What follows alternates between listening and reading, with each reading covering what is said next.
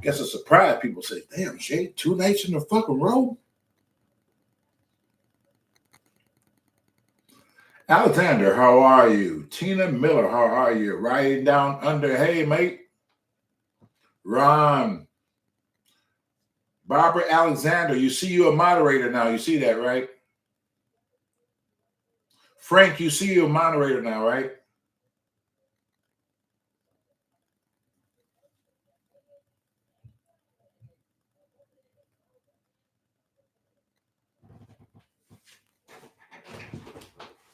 You earned the right, Frank. I know you did, Barbara.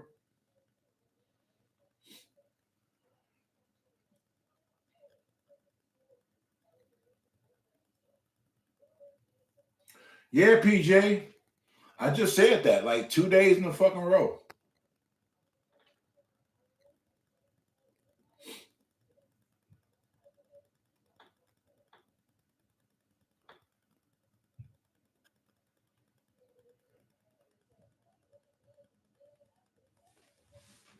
Same old, Mr. Frank.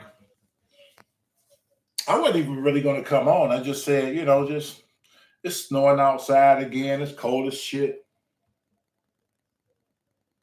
So yeah, I said I'll come on for a minute. You know how. What's up, Larry? You guys know how I do.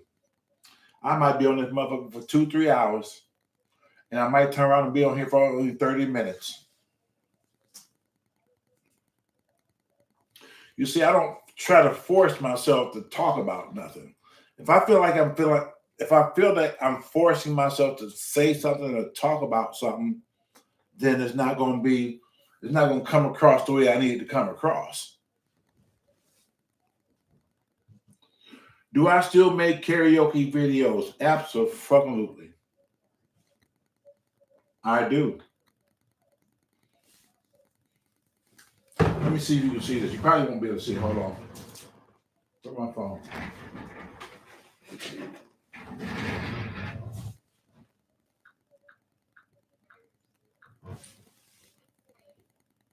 Hold on.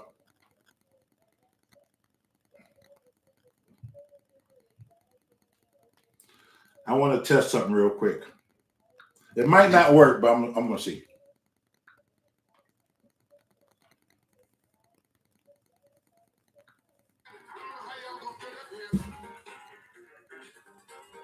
See.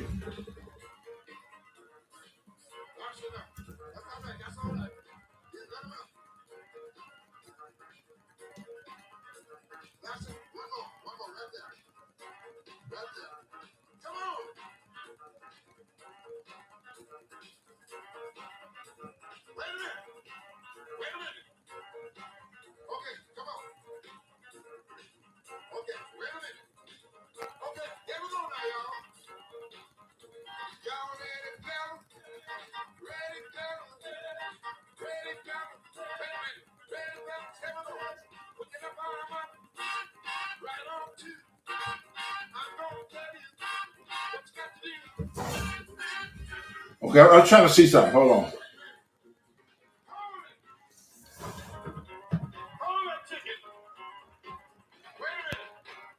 Hold on, I'll tell you in a second. The girl who had the baby, I just seen her. The 12-year-old, 11-year-old who had the baby, I had lost contact with them. But I went to Wendy's 2 weeks ago, and I took an order at the drive-thru, and she said, "Pull up." I wasn't paying no attention. Just I went fucking Wendy's. As soon as I pulled up, who waiting on me? The 11-year-old who had a baby. I looked at her. She immediately said, "Hey, Mr. Woods, how you doing?" I said, "You doing good?" She said, "Yeah, I got to do what I got to do. I got a baby I got to raise." I said, "Well, you know what?" I said, "I'm proud of you because you're working. You're a young mother. You see what you're forced into a life that you shouldn't have been forced into, but you're doing good and you're working. That's the start. That's what life is all about. Keep working. Never give up. Strive for more. And more importantly, keep trying to go back to school when you can. She said, okay. I said, tell the family I said hello.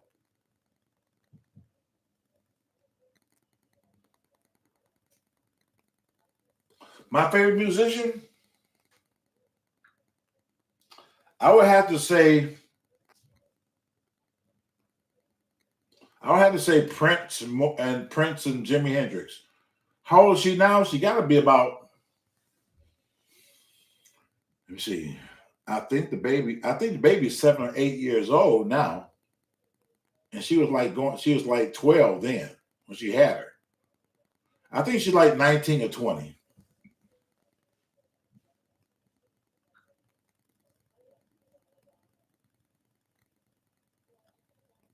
Yep. But she's working. She's working at Wendy's.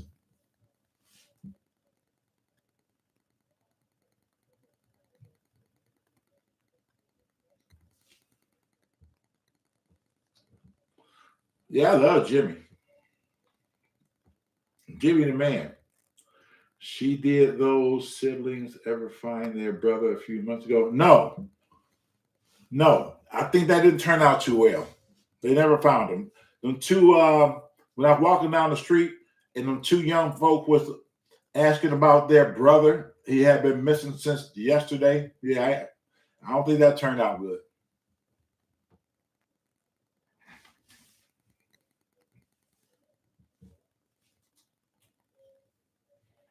Yep. So right now I'm just reading y'all shit right now.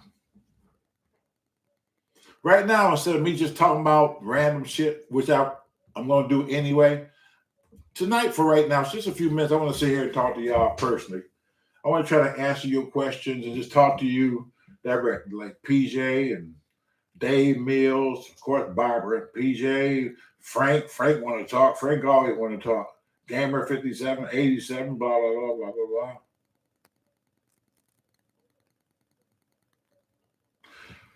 The best musicians are Geminis. We are. I played every fucking thing: guitar, bass, drums, keyboard. I played in rock. I played in rock and roll bands. I played in country and western bands, blues. I didn't do R&B. I didn't play no R&B groups. In gospel, I played bass with the Gospel Golden for like 2-3 years.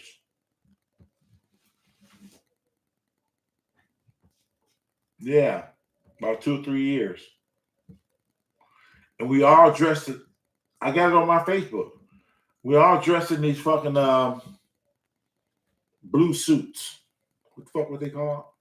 We went to a tuxedo shop and had these fucking. I forgot what the fuck you called them damn thing. It wasn't suit. There was like a form of a suit. We was all dressed the same because we was a quartet group. And my hair was all poofed up and shit. You had to go watch. You got to look on my Facebook and see it. Let me see if I can find it. Hold on. Let's see if I can find it. I might can find it. Let's see if y'all can see it. I'll give you a little bit more backstory on that. See, if I find a picture and show you the picture, I can give you a better backstory. Oh my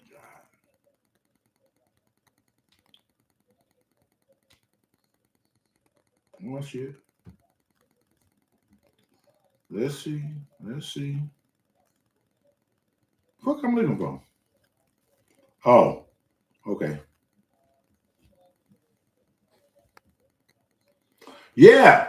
Barbara, I made Barbara and Frank mods.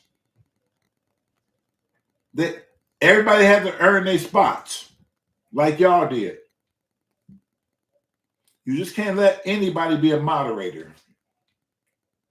You know, people who dedicated, who really been here for a long time, like Barbara, I mean, that's no question. Barbara been here probably longer than any fucking body. So I trust her. I mean, I trust you too. I mean, but Barbara, I know I got this damn picture. Now, when I ain't gonna be trying to fucking find it, it's gonna pop right up.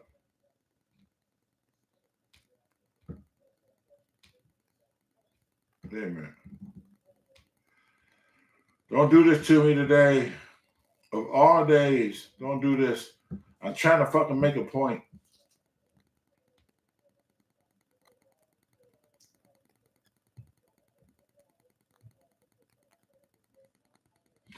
Man, let me tell you. Well, the story of the troll is this.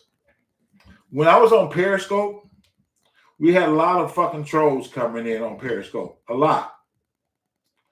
And so we were talking about the trolls, and I'm talking about killing trolls. So I decided to make this hat called Shea Show Troll Killers. I only made 2. I got one, and Big John has the other one. That's the only 2 that was ever fucking made. I didn't make no more than 2. Because Big John was like the enforcer. Him and Ron too, but Big John was the enforcer over there at Periscope. So he had to have a hat because he's a troll killer. Hey, Michael King from Portland, what's up, brother? Thanks for calling me from time to time. That's Michael right down there. He calls me from time to time. He in Portland. Have a good conversation every time I talk to him. I look for this fucking picture. I've just seen it the other day.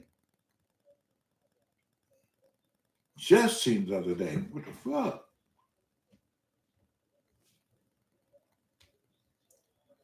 Oh, Lord have mercy. I bet it's going to be in my other gallery somewhere.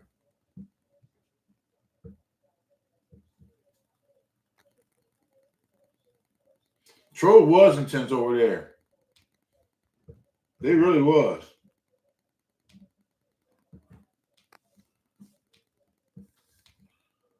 Oh, Lord.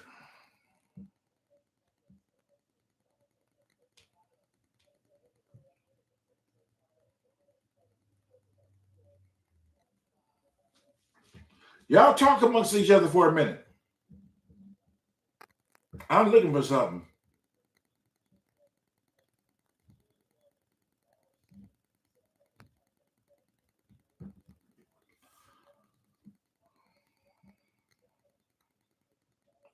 Gonna make me give up in a minute. I don't like to give up. Especially when I'm trying to tell a story. Oh shit. No. Thought I had it.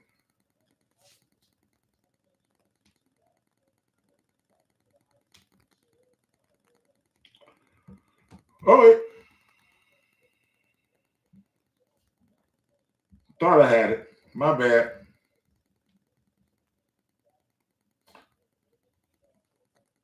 You over in the gym lifting weights, really? And you watching me lifting weights? You better cut that shit out. I might say something funny. You drop the weight on your neck, man. Unless you got a spider with you. You know, I was really big into working out back in the day. I was big to the motherfucker back in the day. Man. But when I hurt myself, my back and my spine, I had to stop. Because I was just doing too much. I was doing entirely too much.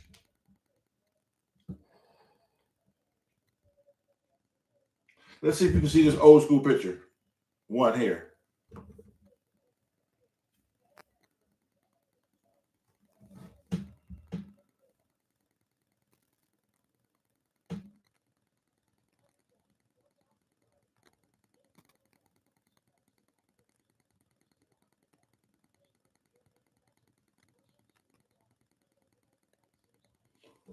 Pimps up, hoes down.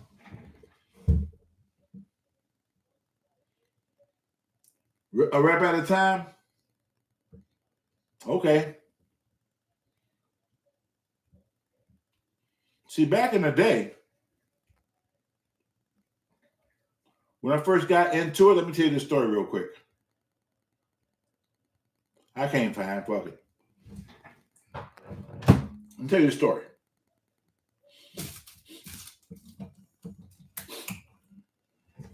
A long time ago,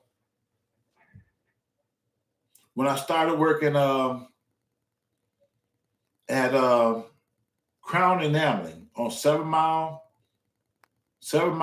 and Mount Elliott on the fucking corner. I started in that job, I was thinking $5.65 an hour when I walked through the door. $5.65 an hour. That was it. And so gradually I made it up to fucking $10. That's the job that I ended up quitting. So I'm riding the high-low one day, riding to the warehouse, and I know they're trying to hire somebody else for shipping and receiving. So I'm back in that area too, right? I was kind of like in shipping, receiving, and driving the high-low. $10 an hour. But anyway, you know, they said, well, this guy was coming. He used to come from the other old plant. And so they're going to rehire him too. I said, okay. So I knew he was going to be back there and I had to train him. So one day I'm riding through the warehouse, just up and down, right? And it was summertime. It was like 80-something degrees outside, probably 90. And down the hallway through the warehouse was this guy named Greg. That's who ended up being the new shipping and receiving guy back there.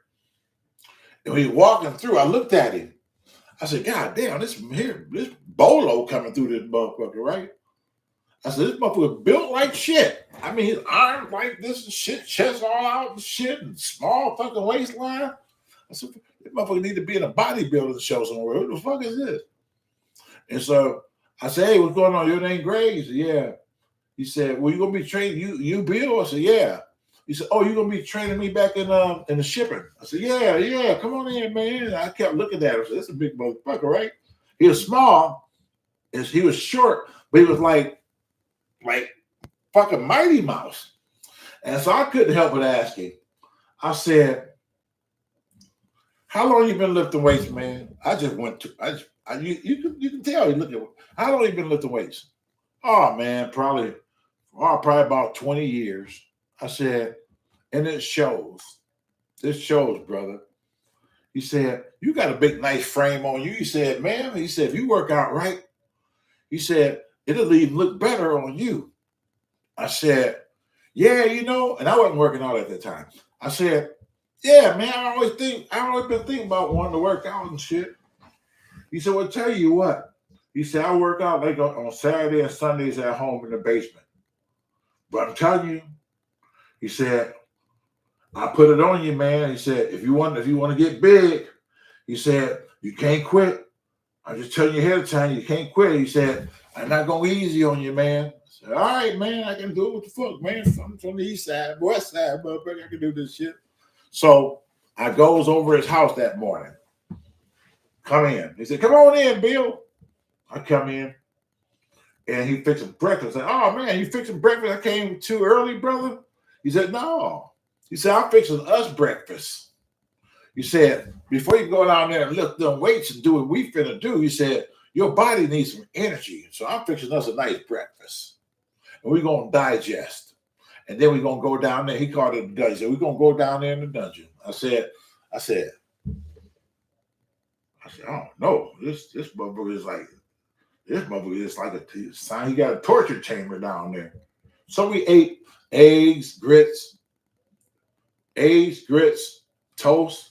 It was something else. Actually, it should have been more than enough not even fucking want to go out and do shit at that fucking point. I'm like, I'm ready to go back to fucking sleep. You know how brothers is. We get some food in our fucking stomach and shit. Shit. We'll slumber like a motherfucker on your ass. Let us get some soul food in our body. Shit. If you want something done 2 hours after we eat some soul food, it ain't happening.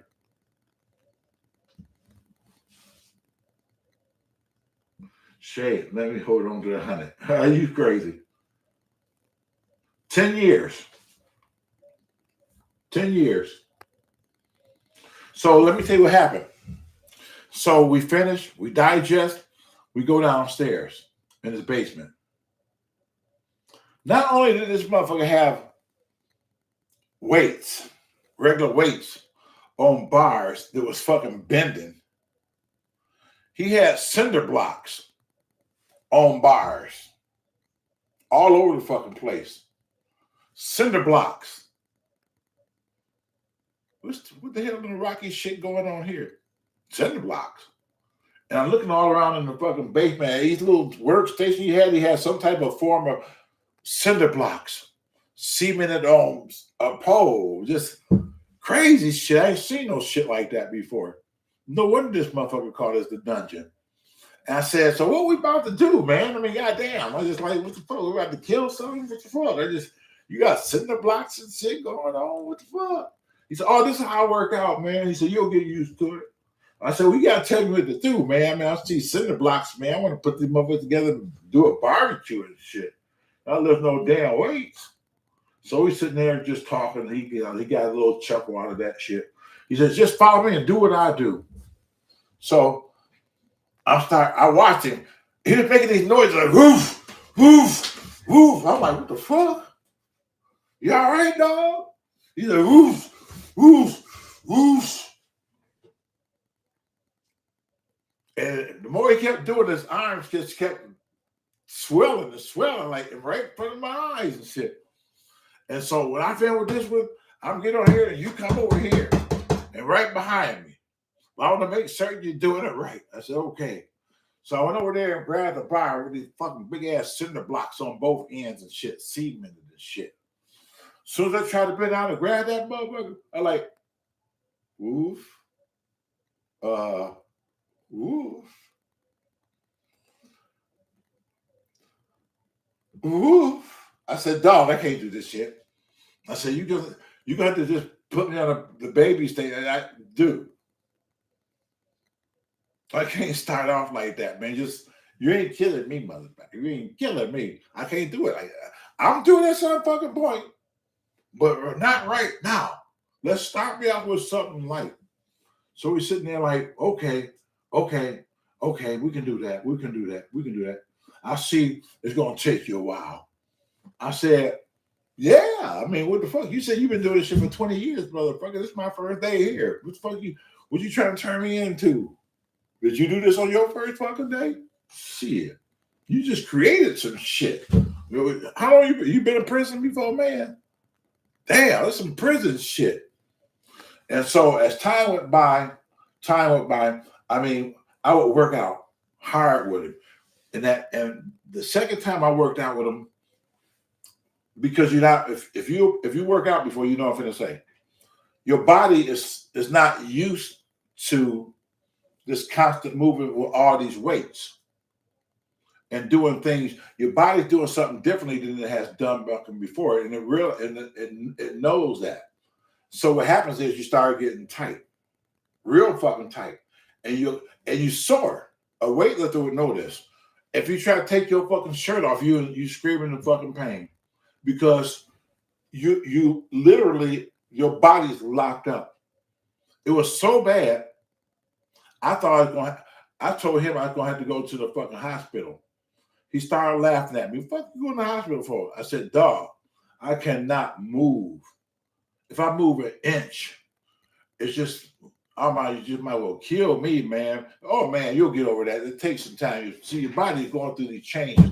I said, I know that, but I can't do nothing right now. He said, well, you got to work through it. I said, I know, I can't, I'm doing this shit.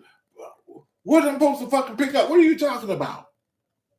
I said, man, you crazy as shit, man. Oh, man. And then he walked up to me, grabbed me. He pulled my arm down. No, what the fuck? Pulled this one down. Oh, what the fuck, man? I'm going to kill your motherfucking ass. Like, why you do that, dog? He said, that's the only way you're going to get out your system. I know it hurt, but dig down deep. Dig down there. So as time went on, I started really lifting more and more with him. And I started getting me some size on my monkey head. I started getting some size. Like, what the fuck? All right. And so we would go to Powerhouse Gym in Highland Park on Woodward. And we would do the same thing. And by this time, I'm deep into working out. I mean, I'm a year in easy, and I'm really working out a lot. I'm in the gym in the locker room, and I'm watching the big guys shoot up steroids and shit. And I watch how big they was, And one of the guys who was I ain't gonna say his name, he a professional bodybuilder to this day, but he said, man, you got nice size on you, man. He said, you want to, you can get into competition at some point, man. If but you got to get your body right. You know what I'm saying? You know what I'm saying? I said, yeah, man, I know what you're saying, but nah, man, I'm good, man. He said, you certain, man? I'm telling you, man, it don't hurt you, man. It enhances you. I said, I'm good, bro. I'm good. So I need to watch that shit. So I said, I want to get big natural. I don't want to have to fucking shoot steroids to get like a motherfucking animal and shit. I just don't want to do that. I don't want to sacrifice my body that bad just so I can look good. If I can't look good natural and shit, then maybe it ain't fucking meant for me to look good. That's the way I looked at it. But I got to the point where I would work out. I would warm up with 2.25. 2.25. Now, this is what I'm about to tell you. 2.25. I used to do 10 sets of 10 with 2.25, just bouncing off my fucking chest, mashing them out. Pow! One set down. Wait a couple minutes. Take it out of the rack. Do another 10. I was getting big just like that. I mean, if you repping 225, the warm up with that many sets, you can't help but get big. I don't know what's up with Donald. I haven't seen Donald. Hey, Valeria.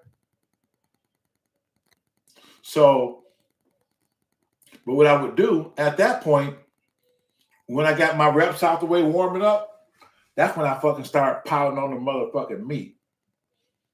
And I would just go. And I seen the big guys one day. This is how I fucked myself up. I seen the big guys who was juicing. They said, big fella, come on, man. Come on over here with the big fellas. Yeah, all right, fuck that shit. And I'm watching them man bench pressing 400 and 500 pounds and shit. But I said, I ain't got no business over here with these motherfuckers. What the fuck I done drug my ass over here for? Because then they gonna be expecting me to fucking do it. And them motherfuckers had 600 fucking pounds and shit. 600 fucking pounds. 600 pounds. And I'm trying to get this motherfucker up. You had spotters. I'm trying to get this motherfucker and trying to really push him. And as soon as I thought I got that motherfucker right back up, went back down. And I said, this ain't going back up. This ain't going fucking back up. But I tried, what I fucked up and did, I arched my back. I used my back more than what I should have did. And I heard something snap. It was loud. I mean, everybody in the fucking gym in that area heard it. And I couldn't move. I couldn't move at all. They said, big fella, you all right? I said, no, I can't move.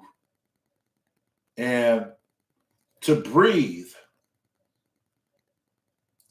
hurt.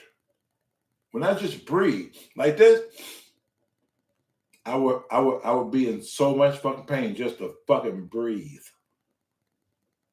So they called the EMS, and the EMS came and got me out of the gym that night and hauled my ass right down to emergency from the gym.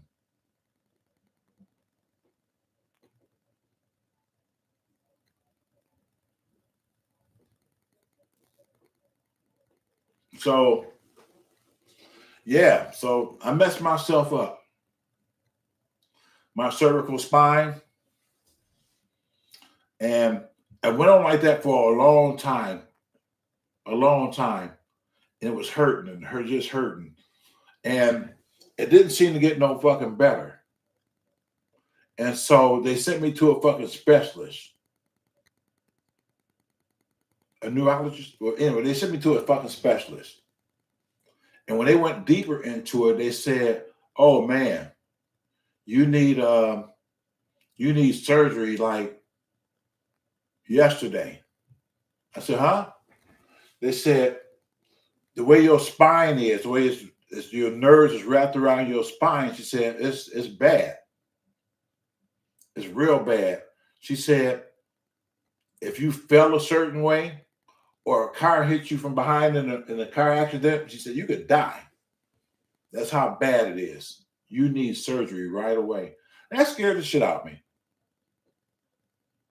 That scared the absolute shit out of me. So he set it up for me to have surgery the following Wednesday. The following Wednesday, I had to have surgery. And they told me it was going to be at least a 5-hour surgery to work on my cervical spine and put some rods and shit, titanium and shit in my fucking neck and shit. So yeah. And had a lot of family there because it's going to be one of those surgeries. Like, hey, we're not promising shit, but we know it's going to be at least a 5-hour surgery. We're scared me by itself.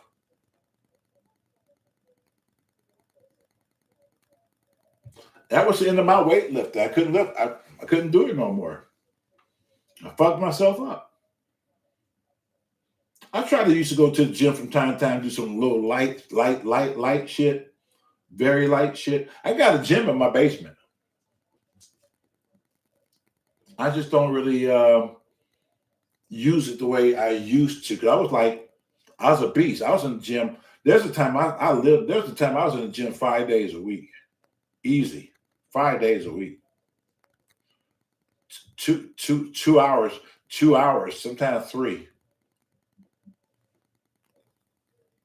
The cold, when it get cold like this, oh my God.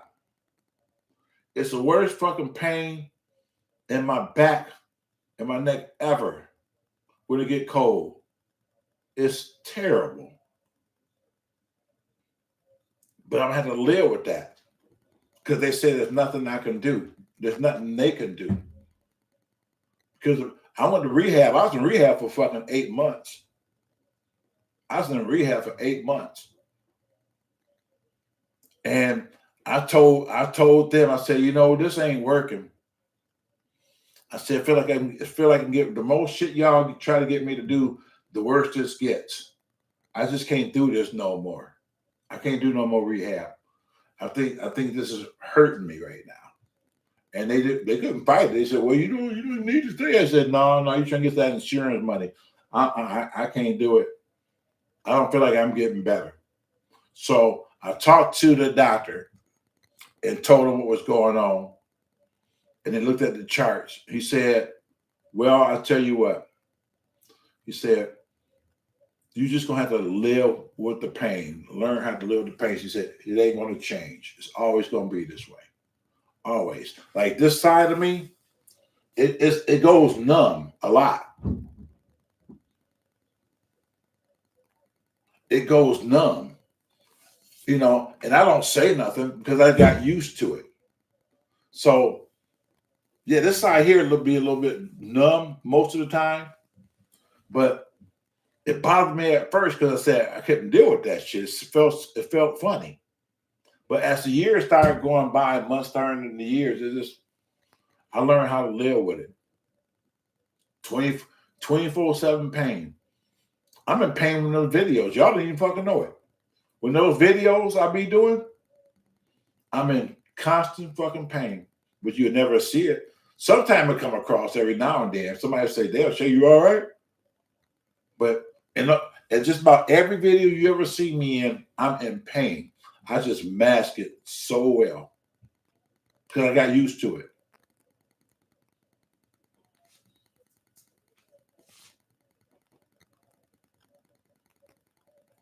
Can I live in a warmer climate? It would be better for me, that's for certain. But I got so much shit going on here. That's why I used to always go to Georgia in New Orleans all the fucking time to see my brother-in-law and see my brother in New Orleans and see my brother-in-law Dave in Atlanta. You know, we just buried him. Dave was like my best fucking friend. It was Pam's brother. You know, y'all know when I go to Georgia, whenever I went to Georgia, that's who I was going to see. David. And we just buried him last month. We just fucking buried him.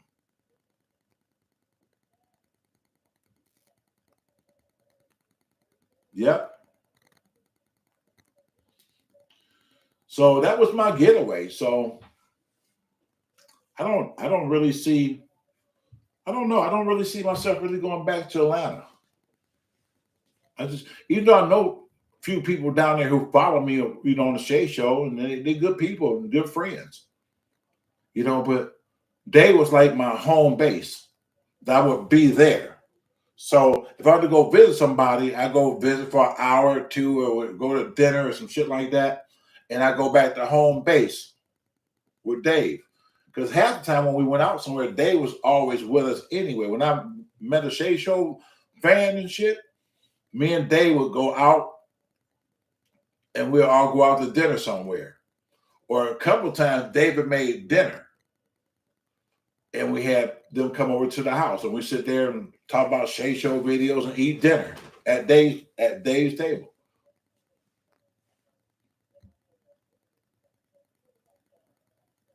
Shea, that's an old deuce in the quarter. Lexus 225. I had one, a red one.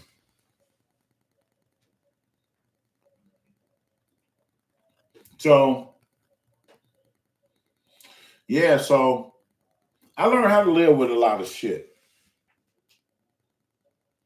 That's why, remember last night I was saying, be thankful. Remember I kept saying, just I'm thankful for this and I'm thankful for that. I'm thankful for this.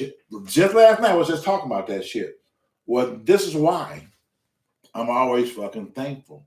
Even though I'm in fucking pain, I'm still thankful. Now, some people don't realize how blessed they really are, complaining all the fucking time. And truly, they got nothing to fucking complain about. I bet there's people out there watching me right now who complain about something simple. Something that don't even affect their health, but they're complaining about it.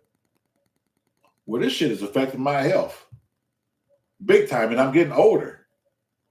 It's not going to get better. In June, I'll be 65 years old, still in pain. It ain't going to get no fucking better. I just learned how to live with it and be thankful. Just be thankful. Period. So, if you're out there listening to me right now, and you're one of those folks who's just complaining about something, think about it. Think about what the hell it is you're complaining about. Just think for 1 second and say, well, you know what? That don't make no damn sense. Fuck, I'm complaining about that, folks. Sometimes we don't think. Sometimes we let our emotions just like take over without thinking. Did you ever see your tenant again that moved to Korea? No. 65, baby. And look, I still got all my fucking hair. Look at that. All mine. Ain't no damn wig.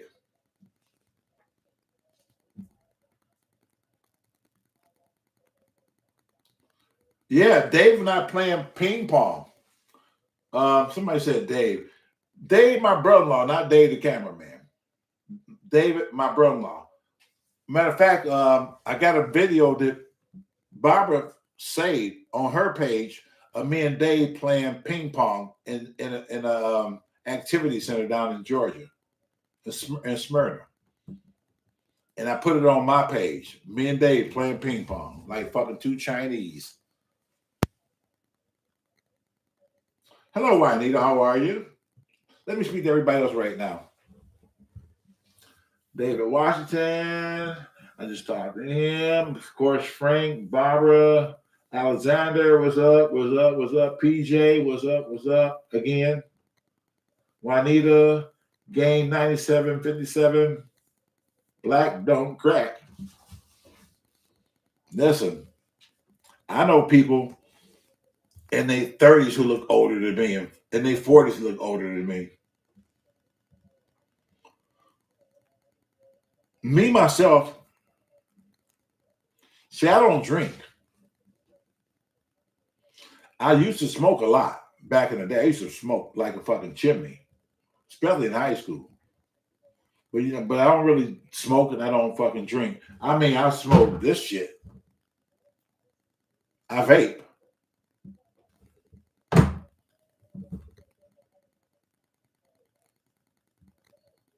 What's up, Erica? You finally that's right, you got your fucking toes and nails did and shit and all the fixings and shit sitting in the nail shop for fucking 6.5 hours waiting to get your manicured and painted and motherfuckers feeding you grapes, fan you with fans and shit.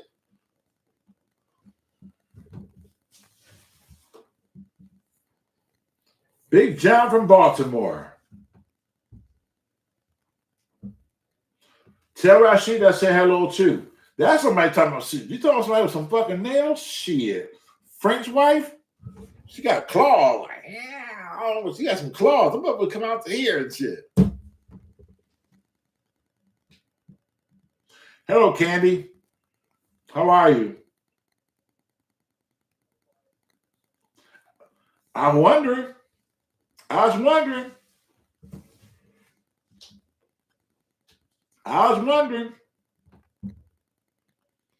You, matter of fact, you got to.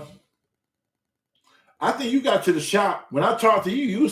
You was just pulling up at the shop, and that was like at almost 4:00 without talking to you then. And you said you was just pulling up, and then you just got home. You let me know you had just got home. What at like 10:00? No, 9, about 9 something. Damn, 4. Man. I mean, you dainty like that. I get it. You dainty like that. She fucking dainty as shit like that. I gotta get my toes done. I gotta get my nails done. I gotta get my mascara. Oh, I got an appointment. I gotta go get my lashes. I said, lashes? You got lashes. You don't understand. Enlighten me. You got lashes. What do you mean? You got to have somebody go pay some more shit on? What? Well, they're a little bit longer. What's wrong with the ones? What's wrong with your natural ones? So I went to the fucking gas station one day. I went to the gas station one day, and this girl came in. A lot of women wearing these fucking fake ass lashes. Oh, I see it all the fucking time. You can tell them a mile away. But the ones who got these motherfuckers they like bushes. They come out to like fucking hair. And I said, how the fuck do they think that's cute? I mean, that's some scary shit. I thought they was fucking aliens and shit. This girl, I came in the gas station, I swear to God, these motherfuckers that got, let me see. Here's my lash, right? And I bet you it would have came almost, seemed like it would have almost been flipping over this lens. They was long. And I looked at her. I said, that is so fucked up. And somebody said something to her. She turned around, and when she blinking, that motherfucker got tied up with the bottom one and shit. And she's like, she's trying to open her eye back up and shit so unless it fucking unravel and shit. I said, you know what? That don't make no damn sense. That makes absolute no fucking sense. Her shit got tangled up and shit. What happens if she get in the drive and mother get the tangling up again and you out there driving? So you're not going to speak to me? I'm sorry, Joan. Listen, let me tell you something.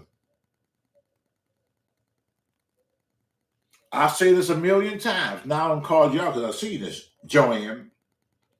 When I'm sitting here talking, look, I'm looking into the mirror right now. I'm talking to you right now. So when I'm talking to you, I don't see everybody talking on this side until I do this shit. When you see me do this, that means I'm reading, trying to catch up. So don't get on me too bad. I hate the little hands waving. Yeah. So Joanne, did I make up for it now since I don't called you out?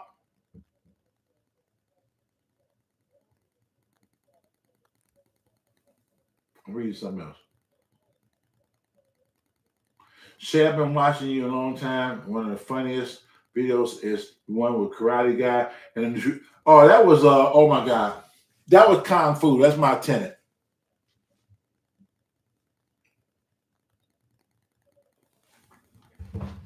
Joanne, are you not speaking to me right now? You don't call me out. I'll call you out and you're not even talking to me. Y'all know how interactive I am with you guys. Hold on, I'm trying to find this video. You just said something. Hold on. Wait a minute.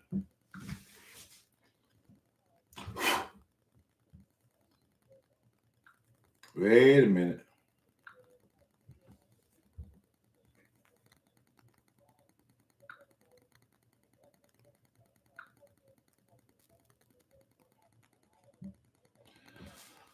Oh, Lord.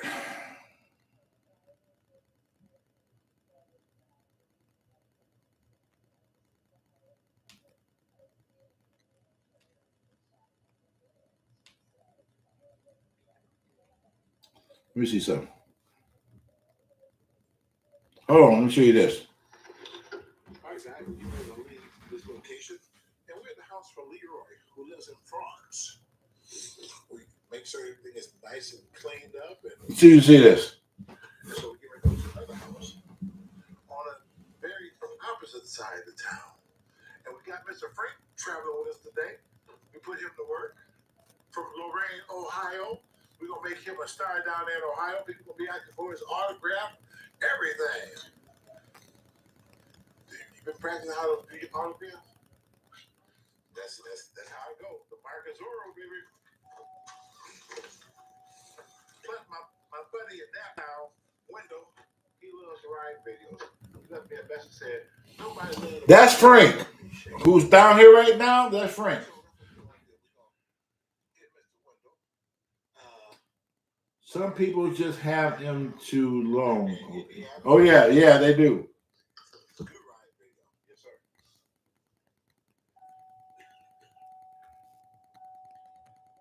What the fuck are you talking about?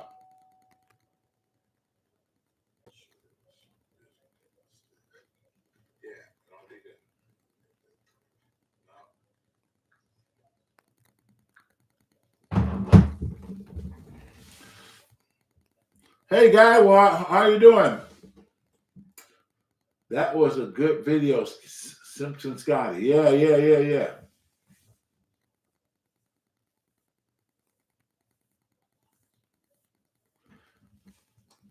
You know what? Let me see if I can find that shit, because that was funny as shit. He's my tenant. He's been my tenant for like 13 years.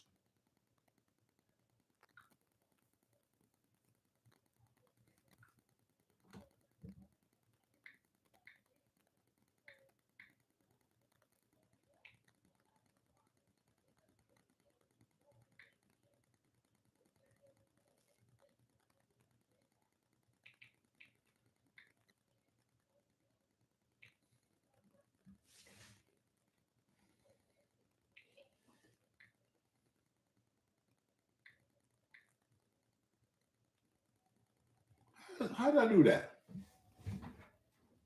Oh, there it is.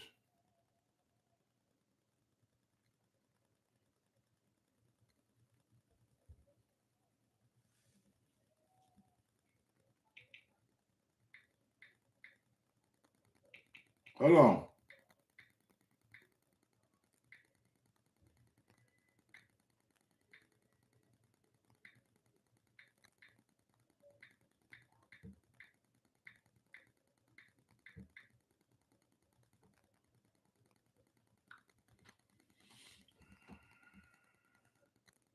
Oh, yeah.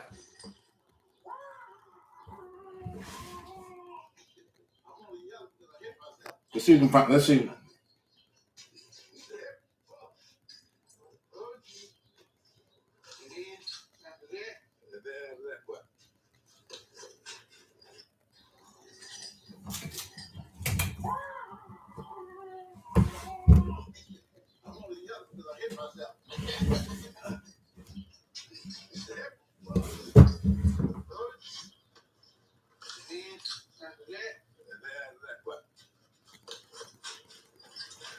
Now, I ain't picked up those noodle chucks in 30 years. That's my first time in 30 years picking up some noodle chucks. I'd rather just keep it like that, beat the shit out of somebody. Yeah. Hell with the noodle chucks, that's still.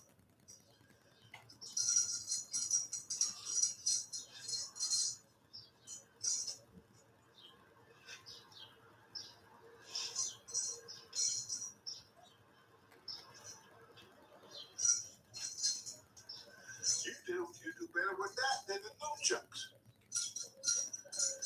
No, that's good. You put them up now. We don't have to kill nobody right now. Oh, I know it's good. Yeah, like a couple dead. You can kill some flies with this damn name, boy. Can you do a counter with that? Like this? Yeah, with your stick. You know what a counter is, right? Yes. Do a counter. Do it. I like the counter you just did. Do the snake or an octopus or whatever the hell they think, or the crane or something, whatever. Which one do you know? You know the tiger? Oh, man. How the tiger go? I forgot. Well, right.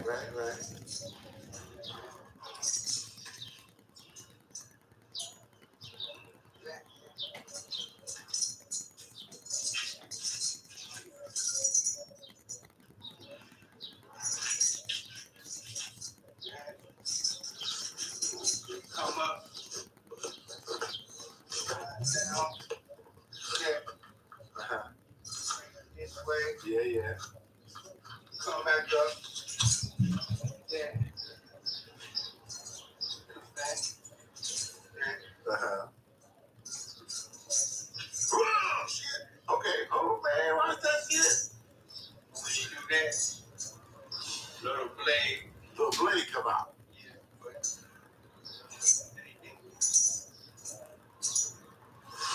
Okay, I'm gonna have to create a. It was right. Okay. Swamp bombs. The spikes. We're gonna have to create a double. We got the monkey, we got the crane, we got the tiger. That's kung fu. That's kung fu. That's why I call you kung fu. But now we got what the hell is that? Is that the spike? What is that? Wait a minute, don't point at it. Do a shootout or something? Or you just do it? No. So why you got it in there like that? I just put it in there. That's how I put 2 or 3 in there. Okay. I ain't got the caps on. Okay, so there's no trigger that's like, shoot you type of thing? Oh, when you hit the person.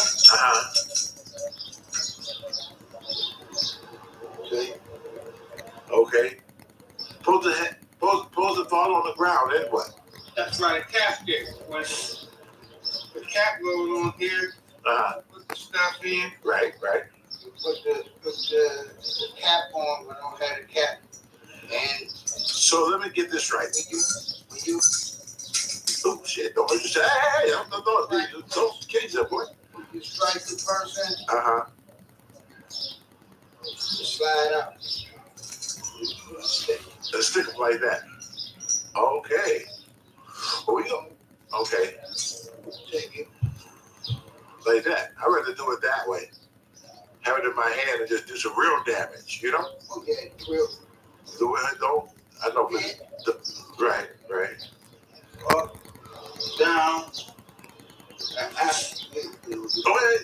Don't. I want you to act in the hear yourself. I know you got no insurance and shit. Let's just make it certain. Okay. Just like that. Well, we're gonna create a new movie. We got the tiger, we got the crane, we got the monkey. We're gonna create a new kind of called Pookie. But we need a furnace and a work tape for it first. Hold on. Let's see. Hey, everybody. I got her back, my cousin. Okay, that's nice, man. Well, you have to be careful with that. Do you walk around with that thing? Not no more. Not no more? Nah. Okay. Well, do me a favor, man. Right? I mean, I take personal pictures and videos of myself here. So look at here and see. Yeah, right. You see it? Yeah, right on the thing there. Don't. Okay. I see that part. Yeah. Oh, that's why you wear a big shirt. So you can't see. Oh, no, I can't see. Oh, you kill somebody for sure, bro. Yeah, that's perfect. But now you got to get it out. It's out. It's out? Mm-hmm. So, suppose you want to do chuck somebody. What you got to do? You tell them to hold on while you open that thing up or what? No. What you do? Well, no, remember, you're in the middle of a fight. You just can't you got to find a way to open it really fast. Right? So, yeah. So, I can see what you're trying to do. I mean, yeah, if you think Pookie wouldn't let you do all that, he don't see it. He don't see you got it out already. I see you twitching and turning on it already. I can see that. You know, they just in a state. All they gonna hear is that. Okay, so you don't think they gonna know that's a new chuck? Okay. Right, but when you get ready to fight, so what you got? How fast? Yeah, but how fast can you open that thing so you go ahead? Yeah, but how fast can you open that thing so you can start karate in it and shit? It's already open. Well, I see you twist it. You think Pookie gonna give you that much time to twist that damn thing? He'll be all over your ass. That's all I need. It could be all over. That's all you need too. Yeah, it's already open. It's open already. So, okay, so since it's open, so you go ahead and start. Oh, okay. Yeah, you're dangerous, bro. You're dangerous. Oh, he gonna see it. If you see it, it's your hand, do this. Okay. Twist it. So you do. Twist it. All he gonna get is that's all he gonna get. Okay. You get it? It's already loose. That's all you do. If you don't do it right, the only thing you go hear is the doctor saying, clear. See it. How you doing, honey?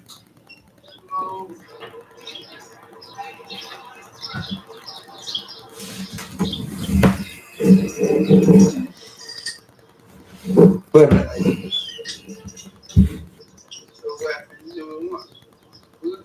Two weapons in one? Get no shit, Harry. Put that gold on out in 3.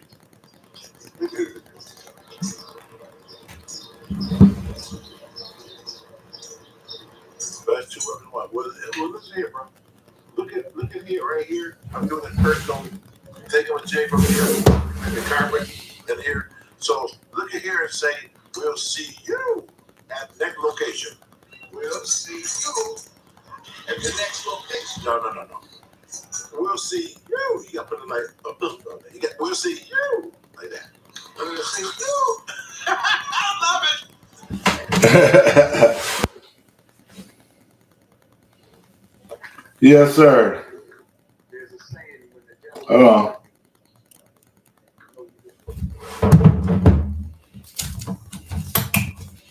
Yeah, so I have a lot of Kung Fu been with me for like I said, 12 years. He's functional. He takes care of his business. He don't bother no fucking body. You know, he on Social Security. You know, but you know, he pays rent every fucking month. I even find I'll ship him to doing shit so I can pay him, so I give him some money back because I know he on Social Security.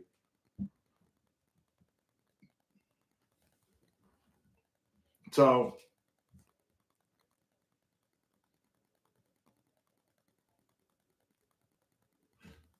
Shea, show the one. Oh, that one. Let me see what that is.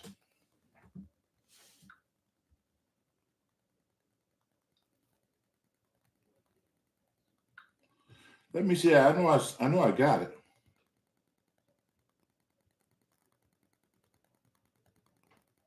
Matter of fact, I think it's on my thing.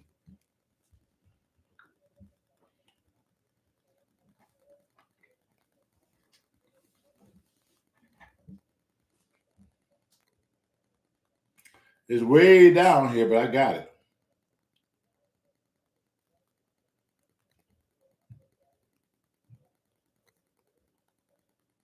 Hey, y'all see my picture on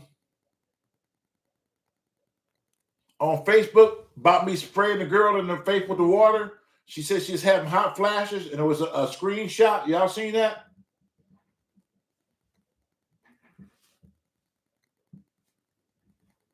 I got the actual video.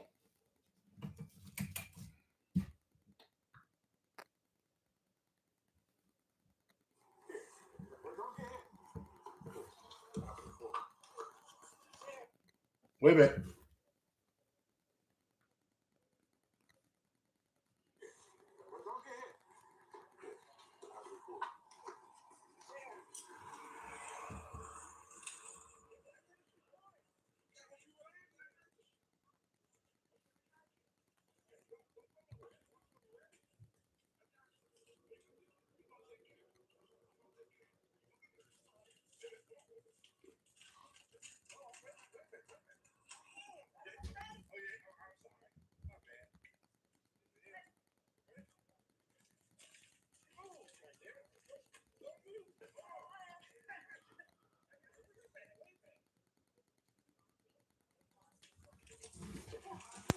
Hold on.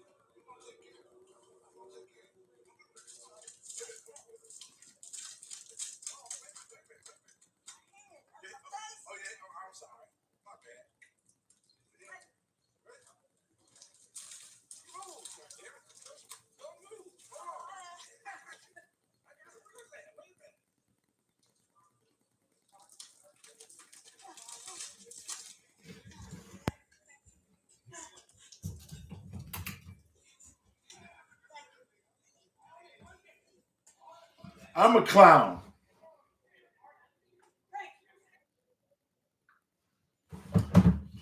I'm just naturally like that. I'm just naturally like that.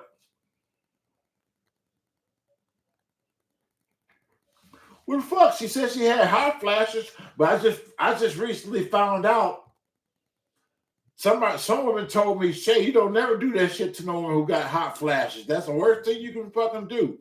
It's like oil. It's like oil and grease, and water and grease. You don't do that. Well, fuck. I thought I was trying to help her. I thought I was helping the sister out. She says, she's all burning up and shit. What the fuck is wrong with you? I ain't never seen no commencing going on like that. So she's like, and so I knew I had a case of water in the back of the trunk. I knew it. I said, come on over here. You heard me. Come over here. Hurry up. I'm trying to help her out. She said, what the fuck? I'm opening the fucking thing and like, whoosh, whoosh, grab another one, shit.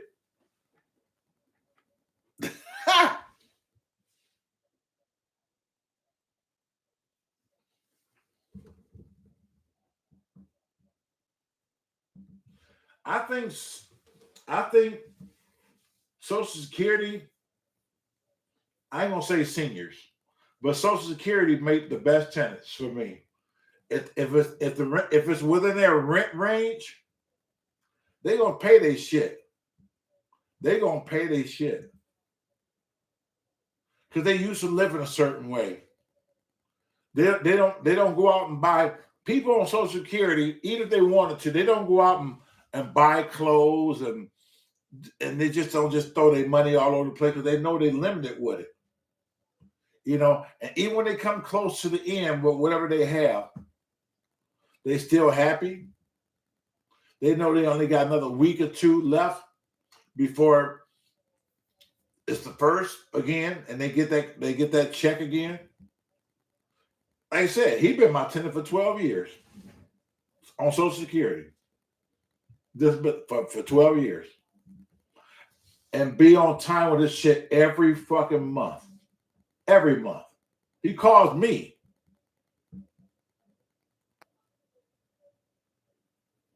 Yeah, it was like The Exorcist. You right. Rod, what's up, Rod? Where you been, bro? Where you been, Rod? You ain't been around for a minute, Rod. I ain't seen you. What's up?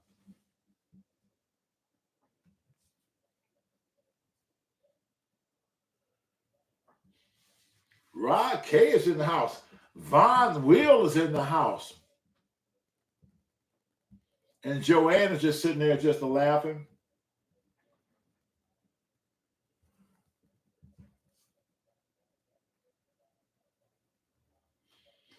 You remember the video where they stole your van? I know what was. And I gotta wait till this thing come up. I can't see. Y'all remember a lot of shit, don't y'all?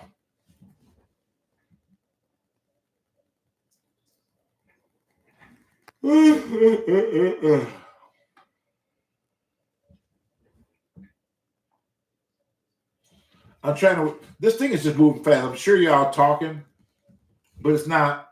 Nothing is coming up. That's why I'm trying to wait to read. I know y'all there. It's just the system is probably just running behind. Because the last thing I can barely see was Alexander saying, "Remember the video where they stole the van," and it stops right there. I can't see past that point. Something's blocking it.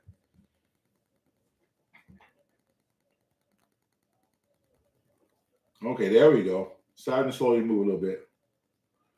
Do you live in a rich part of Detroit? I don't live in Detroit. I live in the burbs.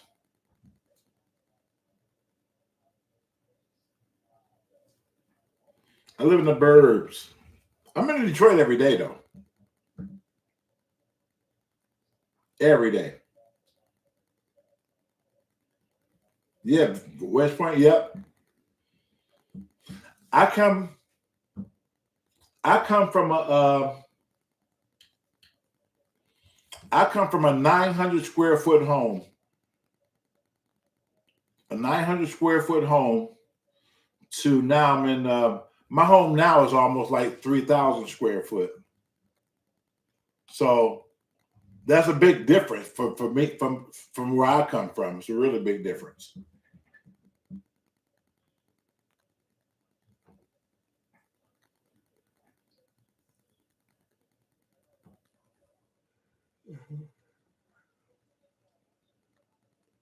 Oh, okay.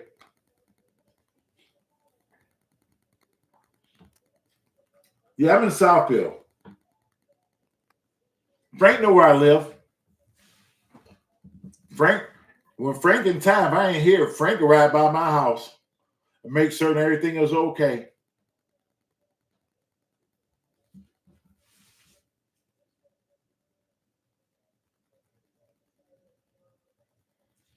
No, Frank gonna get my he ain't gonna get my address out.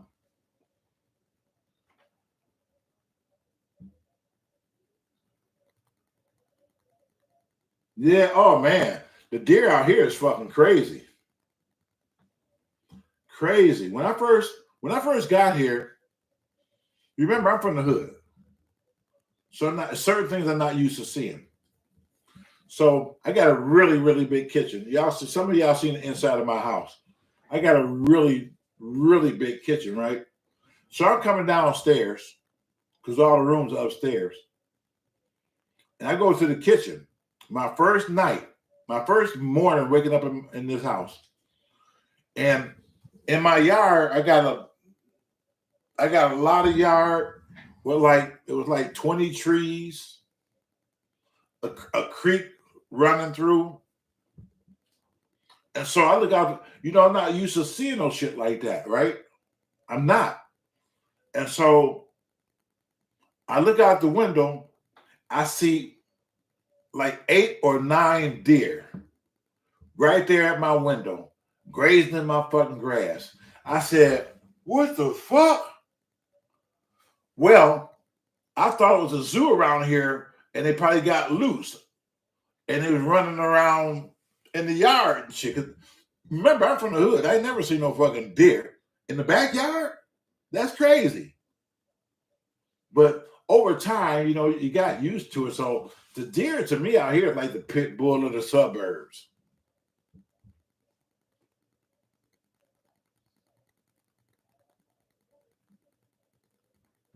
Yeah, Frank goes to my office over there on Stopel, which he's been over there many times when he in town.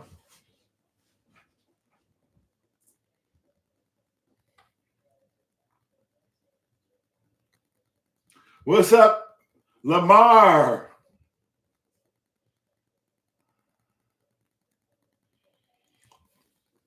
That man, adrenaline is a motherfucker. That's an old video. I don't have that video no more. You talking about the video, and I just had to catch this shit on fucking on tape. There's a house across the street from me. It was empty, but they still had a little shit left in there. You know, mother was breaking in, they were stealing whatever the fuck they could out this house. Everything was gone. So I didn't think there was nothing left to fucking steal in this house. Well, and these older houses, when you lift up the window, they work by weights. They got counterweights on the inside. And supposedly the weights was worth some money. And so what people been doing going to these houses, they've been trying to tear these old windows out and grab those weights because they don't make windows like that no more. So those weights supposed to be worth some money. So I'm sitting on the couch one day. I hear a lot of fucking noise. Boosh, a lot of bamming. Broad fucking daylight. Bamming. Bamming. And I went to the door. I'm trying to see where the noise was coming from. And I looked across the street where the house was empty. And Pookie then was up there trying to take the windows out to get those fucking weights. I said, broad daylight. Fucking broad daylight. I said, you know what? This is my neighborhood over here. They ain't going down like that. Fuck that. You know, you can go hustle somewhere else. I got to live here. If I see some shit directly across the street from me, I gotta say something. I got to say something. I mean, I live here. You know? I live here. And so I did. I started recording, like you said, Barbara. I started recording. I called the police.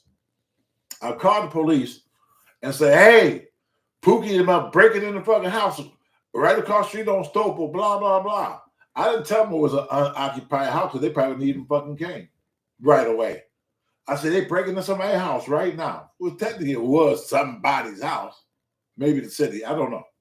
Because it's been sitting empty for a while. And so I came out with our camera and the police came. The first one went to the fucking door because you see the door was kicked open. You said, whoever up there, come on out of there. Come out of there now.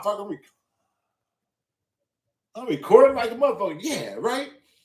So Pookie get ready to come out the front door. But his boy Ray said, fuck that. On the second floor, 2-family flat. Second floor. Barbara can tell you this. She watched the fucking video. That motherfucker, they said, police was down on the fucking ground in the empty lot. He on the second fucking floor. I'm looking at this shit. Well, he ain't got no goddamn choice. Police down here waiting for you if you decide to fucking jump. They not thinking you're gonna fucking jump because it's too fucking high. There's police in the front of the fucking house. So you got a better chance to run out of that motherfucker. You know what this motherfucker do? On camera? That motherfucker said, fuck it. It caught the police officers off guard. He leaped out of that second floor window. It was snow outside. He leaped out of that second floor window. He hit that goddamn, I said, when that motherfucker hit that ground, I said, that's it for his ass. He ain't getting back up. Shit. That adrenaline, as soon as he hit that goddamn ground, it's a brick wall back there. soon as he hit that ground, that mother was like Aquaman. He jumped right up. Police was like, what the fuck? I was like, what the fuck? He ran, he leaped over that fucking cement fence, leaped over that bitch, and ran down the fucking alley. Hell no. What did I do, Barbara? I had my camera. I was running down the fucking street. I wasn't running down the alley. I was running down the street to see if I can catch him when he come out the other end of the alley. I said, hell no. This motherfucker, he just around. Hey, this way. I got the camera on his ass. By the time I got to Cortland, that motherfucker was gone. He hit Cortland, he hit Livernois, he was gone. They didn't even catch his ass. I said, shit, I gotta always keep my eye on a guy like that, because that motherfucker like that know how to get away.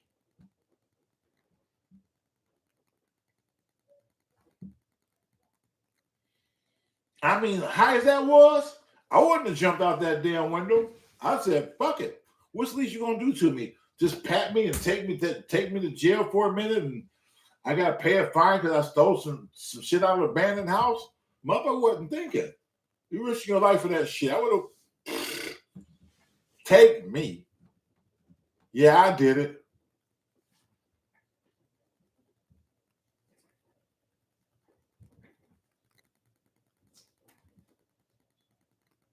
They'll be in your house next. They will.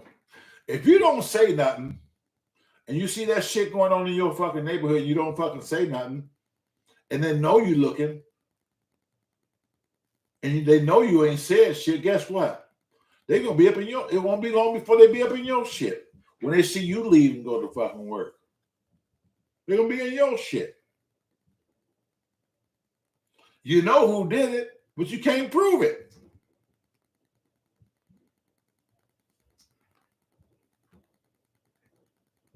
Yeah.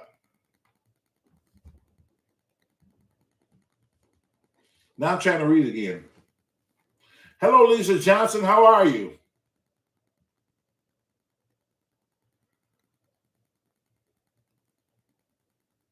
I remember when you and Daryl ran around a lot, and Woodside said the man said he was training. So you said, I don't know this. Yeah, that was crazy. He was actually coming out. That guy was coming out of the house next door to my office, my 4-family flat. You know, and there was an empty house, and we rolled up on them. We just had them ride down the street, and I see these motherfuckers going through the fucking window and shit. I told Ray, back up, and go back that way. These niggas getting ready to come out to the alley and shit. They coming out that damn house. I caught them motherfuckers coming out the house. Dead right. Say, what y'all doing, man, in the house, man? What's up, man? What's up? Oh, man. I said, dog, why you up in the house like that, man? Y'all need to be going up in the house like that, bro. That's wrong, dog. Don't do that shit. I said, this is my fucking place right here, dog. I'm sorry, man. I'm sorry with this whole fucking spiel and shit. Talking about how hard it was for him and shit, and life was hard. Life beat him down, rap-a-pum-pum. I mean, it was all kind of shit. And put his head down like this. Apologizing. And I said, he said, you got work? I'm a good painter. I do real good paint work. I do what? I said, what else can you do? He said, I do paint. I do drywall. I do a lot of stuff. And I'm good. But people just don't give me no chance to do nothing. So, you know, I just do what I got to do sometimes. I said, you got a number? I said, I'm going to look out for you, bro. I'm going to look out for you. You know, because you seem sincere. I want to see what it is you can do. Maybe to stop helping you from doing this shit. Because this shit here gets you killed, bro. You seem like a good guy to me. You know, I talked to him like that. And I got the utmost respect out of him ever since then. That motherfucker see me to this fucking day. He said, all the time he see me, respect. You can't help but respect somebody like me. I'll keep it real. I ain't gonna play with you. I'm gonna tell you what it is.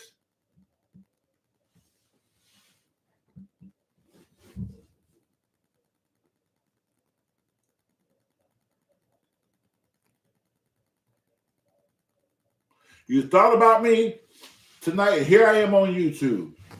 Well, yes, I'm here.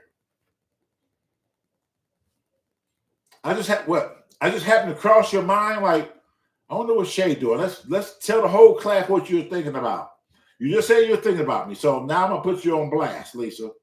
Just tell the whole class what you're thinking about. Go ahead, go, say it. Tell the truth, Shea the devil.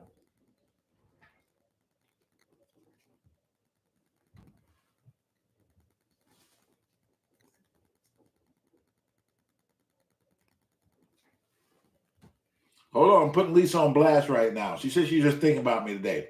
Let's see what she gonna make up. How was you just thinking about me, Lisa? Tell the truth. See, you didn't think I'm gonna point that out. See, y'all know I interact with people on here. Hey, yeah, shit, I was just thinking about you the other day and shit. And then what is it? Tell me.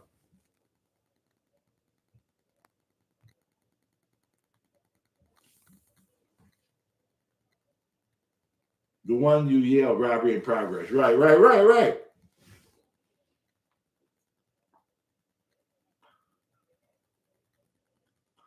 It's okay. I haven't seen you on. I just met. You know I'm messing with you. You know I'm messing with you.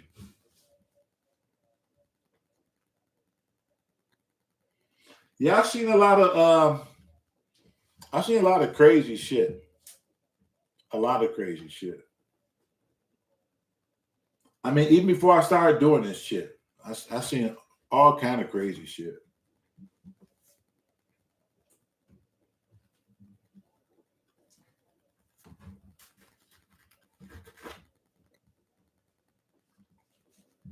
So what everybody else got for tonight? Because I'm not gonna be long. It's like 11:25, so I know I'm not gonna be long.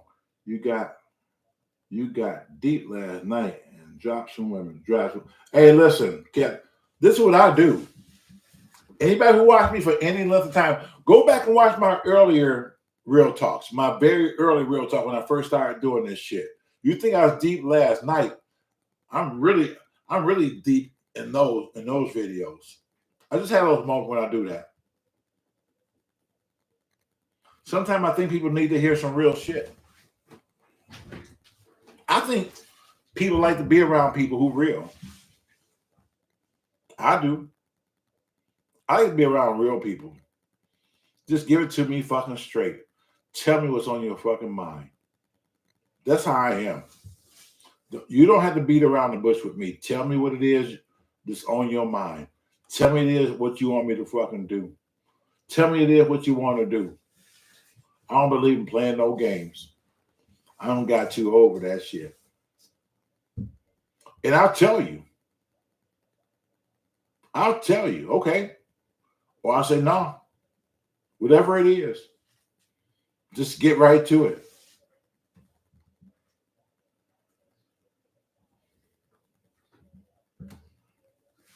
That's the only way I believe in being with people. Just, you know, why do I need, once you lie to somebody about something, you got to turn around and make up another lie to cover that motherfucking lie. Then another lie to cover the previous lie. When all you had to do from the fucking beginning is just be who you are. Say what you got to say. What's the worst that can fucking happen? You hurt somebody's feelings, but I'm thinking like maybe that person would respect the fact that you was honest and not look at it as their feelings were hurt.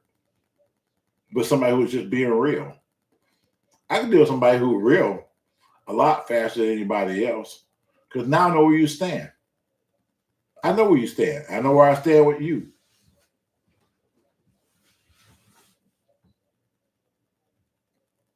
I've been like this all my life. I mean, all my life. I just got too old. A lot of us here. There's a lot of people here right now that's over 40 years old. All All the over 40s, you know what I'm talking about. You haven't time for no bullshit. You haven't time to waste time. Why? Why? You can't, because you can't get it back. The time you wasted is you can't get back. Think about that. You can't get it back. It ain't about what you fucking did yesterday. Yesterday gone. You can't get it back. Don't even fucking concentrate and focus on yesterday no more. It's done. It's fucking over. Move on. If you want to think about it from time to time, okay, but don't let it make you stay there. Because when you stay there, trying to change something that doesn't happen already, you waste time. You waste time. Next thing you know, you're 50 years old doing the same shit, wasting time. You're 60 years old doing the same shit and wasting time. You're 75 years old, wasting time. Ain't doing shit, but just wasting time. You in church for the first time in your fucking life because now you're too old to do any fucking thing else. Friends is gone. A lot of family members is gone. So what you do? You join the church. You join the usher board.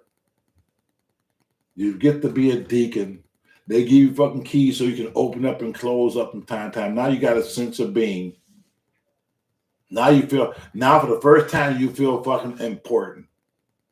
That you don't move on. But look what happened. You done wasted 20, 30 years before you got to that fucking point. For somebody to hand you some fucking keys and then pray over you and say you was a good deacon. And everybody go back to the fucking church in the chow hall and it's getting a long ass fucking line at the fucking repast. And half the people not even fucking talking about you no more. They eating because they hungry. They glad this goddamn funeral over. Yeah. That's life. That's life. And damn it, that's the way you better fucking think about it. Just like I said it.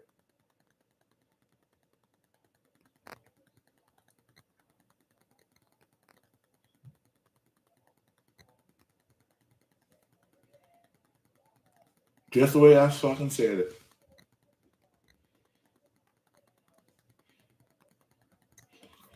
Don't waste time. Because time is not on our fucking side. It's not. And the sooner you realize it, the better off you'll be.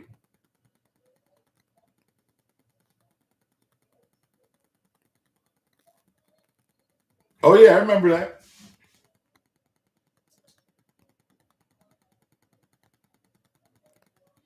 That's right. Once the casket closed, it never reopens. If you've been to a fucking funeral as a family member or somebody close, I don't know how they do it where you guys are. They might do the same thing. It might be the same ritual. When they close the casket, they got a key. They put in the damn back of the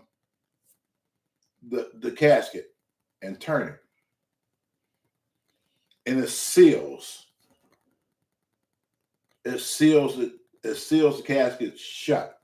It just seals it. Period. And what do? They come to you, the funeral director come to you and hand you what? The key to the fucking casket. Tradition. Maybe, I don't know if they do that somewhere else, but that's what they do here. They hand you the fucking key. And I'm like, what the fuck I need this key for? I'm not gonna dig this person up and open this damn thing back up. I don't need this key. That's the key that I don't want.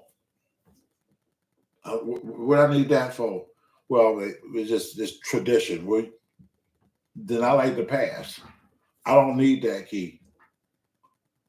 Do whatever you have to do with that key. That key serves me absolutely no fucking purpose but memories.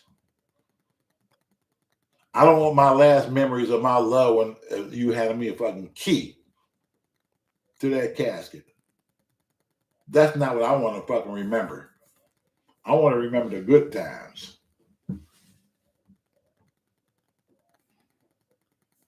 I want to remember the good times. Some people do. I mean, they gave me my mama's key. My mother died 23 years ago. I mean, hey, man, I don't need this. But I understand, but that's what they do. They're charging for the reopening. Unless it's involving some type of case, I can see, but I can't see why nobody would want to reopen it. For what? What you going to see? You want to relive that all over again? After it's closed, now you want to open it and reclose it again? No. Don't want to do that. Nope. Not the way I want to go out.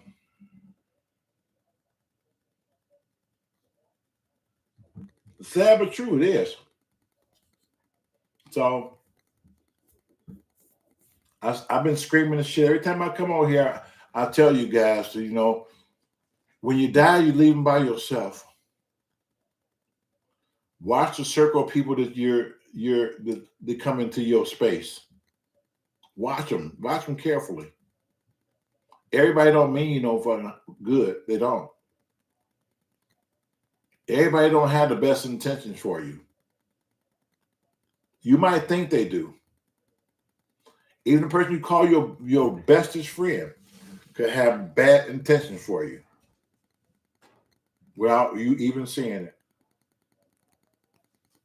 Keep your eyes open. There's snakes all around us.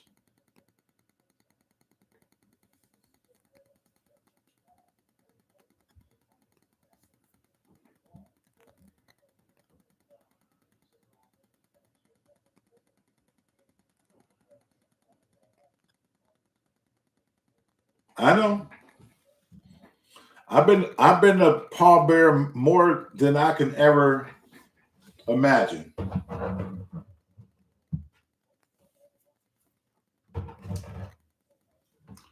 I looked at this picture that came up today, and my nephew sent me this picture. I think I had it. I couldn't find it, but my nephew sent me this picture.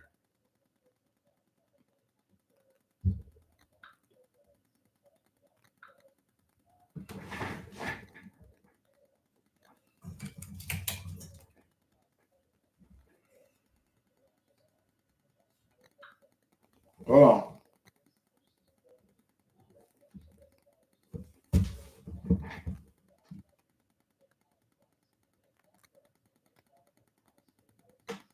Hold on.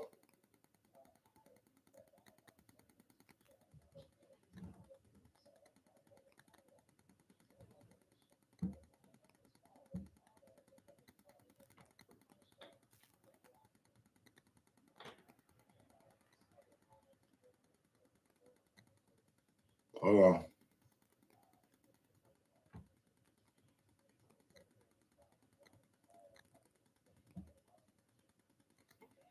Anyway, that picture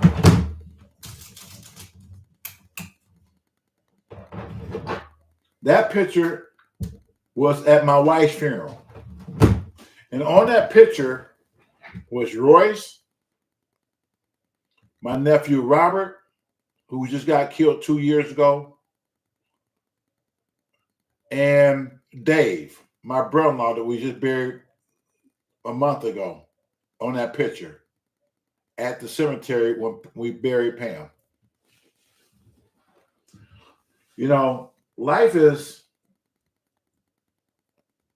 life. We all have an expiration date. We all do. I would say get your affairs in order. Some people don't do it. Some people don't. My father always say when it comes to black people, he said, black people, not all, but he's in general. He said, black people think they're gonna always live fucking forever. They don't want nobody to know their business. And he was right. I thought about that over the year when he said that. You'd be surprised how many people that I know who died.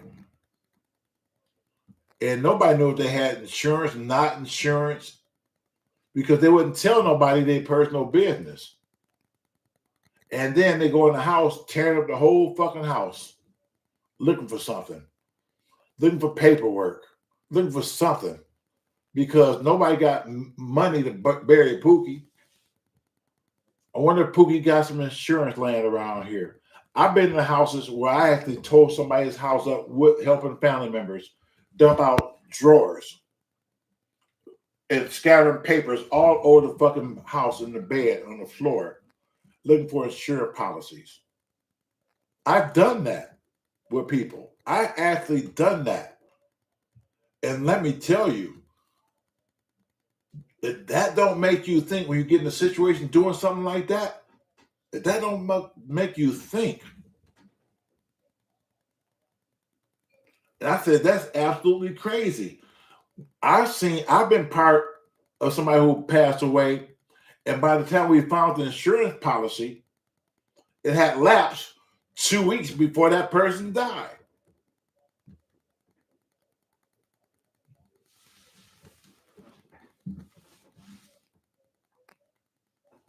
Yeah, that was crazy. So I tell people right now, if you got kids or a good brother or a good sister, somebody that you can fucking trust. I mean, somebody got to be in your small circle that you can actually trust with information. You have to. Dave, even though Dave was my brother-in-law, Dave gave me a copy of his will a couple of years ago. Me, his brother-in-law. So he must have trusted me and loved me that much to leave me that. And when I told his sister after he dies, I said, Dave left a will here for me. He gave it to me. She said he did. She said, yeah. I got it from him a couple of years ago. He gave it to me when I was down in Atlanta. We was talking. And he wasn't looking for nothing to happen to him. He said, Shea, I trust you. He said, if something was to ever happen to me, I'm going to give you my will or what I want. And I want you to make certain that whoever over my shit is doing exactly what I said it need to be done. And you will be there if I'm not here to make certain that's carried out. I never thought that I'll be carrying it out 2 years later. I never thought in a million years, because I never opened it. Because I said, okay. And I figured like if something happened to him before me, I'll open it then. I put it in my file cabinet. I never opened it. Never. And the day that I opened it, when I told her sister I had it, and she told me to open it up right there because we was on the phone. And I opened up and I told her with everything it said. And I said, well, I'll see you tomorrow. I said, I'll give you a copy of all this. I said, because he got you in charge of doing shit, according to this paperwork here.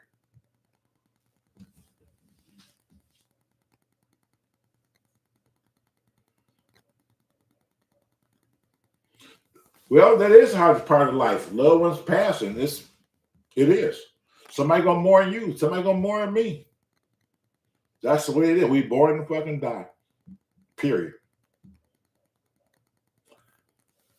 My brother-in-law, Dave, my brother-in-law is buried here. We had his body shipped back to Detroit because all his family is here. Dave is from Detroit. Dave is from Detroit. I know Dave since I knew Dave since 1979, 1980. He's the one who introduced me to his sister Pam.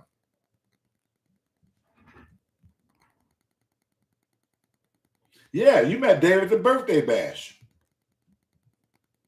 Yep.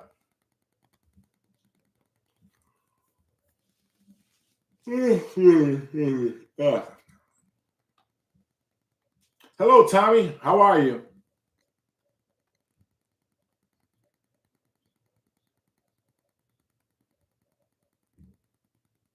Yeah.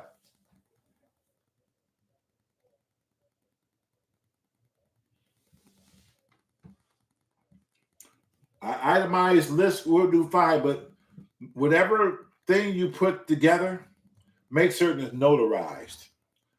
It don't mean shit if it ain't notarized. When money and shit is involved and insurance policies, whatever you have put together, you better make certain it's notarized. So keep that in mind.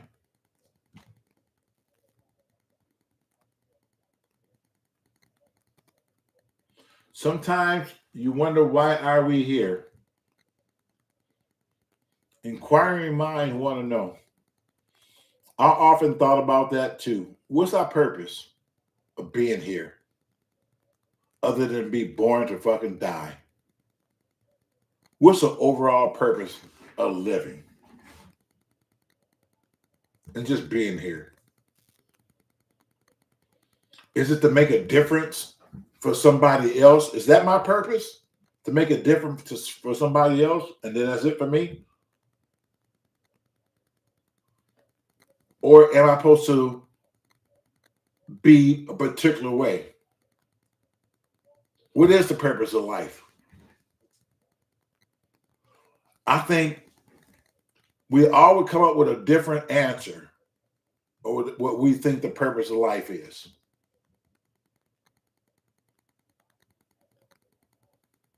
Well, I don't know what the purpose is. I don't know. I don't think nobody truly fucking know what the purpose is. People can sit here and say all the shit they want to. I read Bible, and I read Luke and John and 232 dash whatever, because it says it here, blah blah blah. I get it, but I still like to be able to exercise my mind and what I think my overall purpose is. It's not that I'm not doubting what's in the book, but I want to exercise my mind. I want to find out what my purpose is, or is there a purpose, or we just fucking here to die. That's it.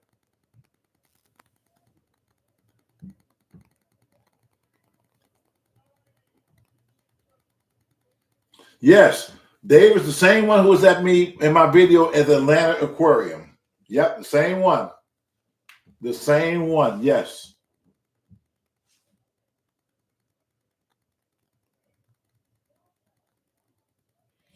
Life is what it is, Tommy. Life is what it is. Again, I go back to this thing I said before. I'm just thankful. No matter how life has treated me, good or bad, I'm thankful. So I think that's my only reply to what's our purpose for life. And my only reply really is to say, be thankful. I'm just thankful. I got life. I'm here. Sometimes I feel like I don't want to fucking be here. And sometimes I feel like I do. I got a purpose to be here. But I know that since I'm here, I can't rush whatever the fuck it is. Whenever it's going to happen, it's going to fucking happen. It's not going to happen on my fucking time. When it happens, it's just going to fucking happen. And that's going to be for you too. When it happens, it's just going to be happen. When you drop, you're just going to fucking drop. So until then, Be thankful. That's the answer to life. Just to be thankful. What else? Ain't no sense in being no other way. Ain't gonna change shit. No matter how you feel, just be thankful. I had watched Gunsmoke this morning, Shea. I knew that it was your favorite show. I love Gunsmoke. I tape every episode of Gunsmoke. Even though I've seen them, I still tape them so I can watch them. I watch every episode of Gunsmoke. I tape Rifleman, Lost in Space, Voyage to the Bottom of the Sea, Land of the Giants, That Girl, Green Acres, The Beverly Hillbillies, Hogan's Hero, My Three Sons, Andrew Griffith, Sanford and Son.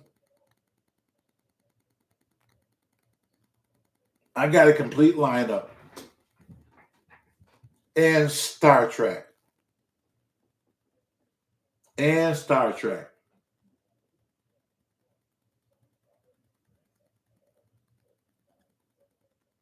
Bonanza, Big Valley.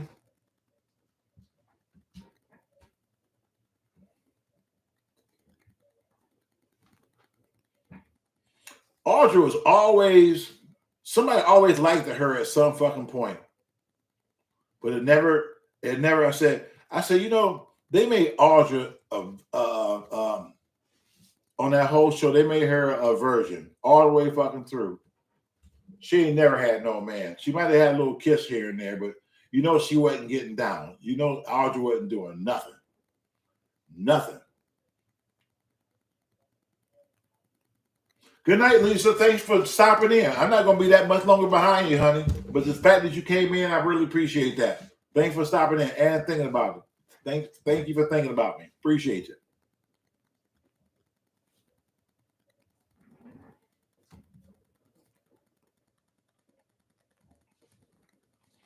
So, like I said, I wasn't going to be on here long anyway. I was on here last night for fucking 3 hours. And I said in the description box, nothing special, just whatever.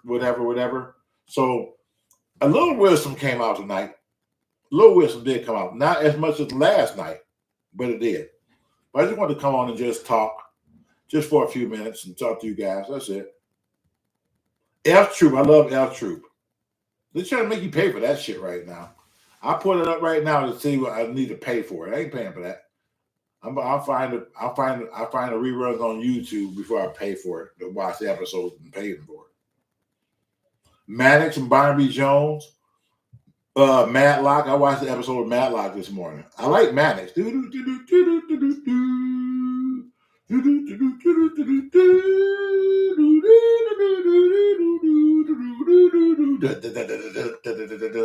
know the theme songs.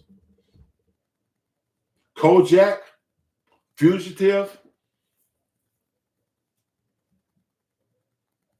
Knight Rider. I like the Knight Rider.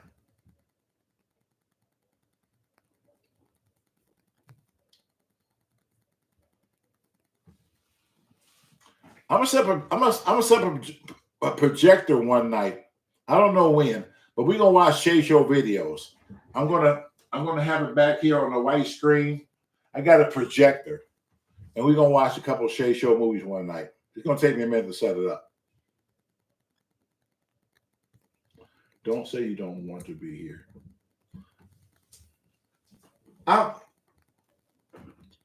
Sometime, Barbara, see, I'm going to say I keep it real. Sometimes I feel a certain way. I'm certain we all feel some type of way at some point.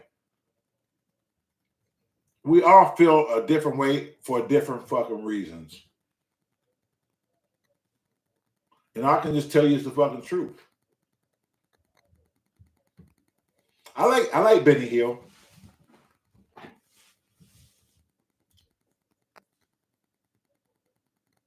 Yeah, we do make our purpose. And my purpose is to be thankful.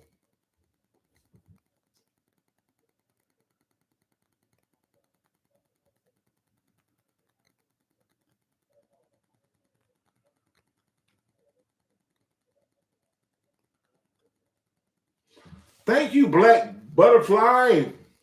What's that? Black Butterfly. Duh, these names. The Jim. Well, you know I'm talking to you. Nice to nasty for you. What's up? Baltimore in the house.